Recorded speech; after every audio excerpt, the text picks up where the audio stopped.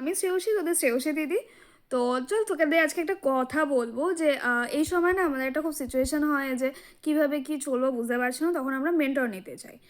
এরকম আমারও মনে হয়েছিল, এবং সুমিত প্রজাপত বলে একজন আছেন, আমি তার কাছে মেন্টারশিপ নিই।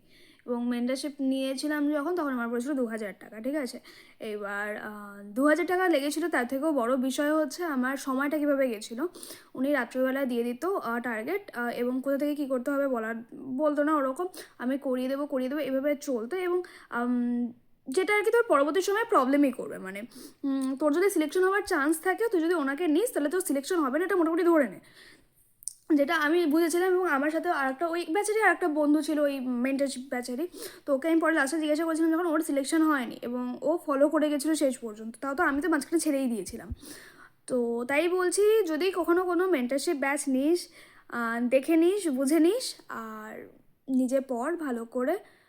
যদি কখনো কোনো প্রয়োজন হয় আমাকে জানাস, যদিও বলবি দিদি তোমার সমস্ত কমেন্ট বক্স অফ, লাইভে এলে পরে কমেন্ট অফ করে রাখছো, ভিডিও মিউট করে রাখছো কেন। আমি সমস্তটাই আবার ওপেন করবো সমস্ত কিছু, এবং তোদের যতক্ষণ না, মানে যতক্ষণ দরকার ফরকার হচ্ছে, আমার টেলিগ্রাম অ্যাকাউন্ট আছে বা আমার ইনস্টা আছে, মেসেজ কর, ঠিক আছে। চল বাই।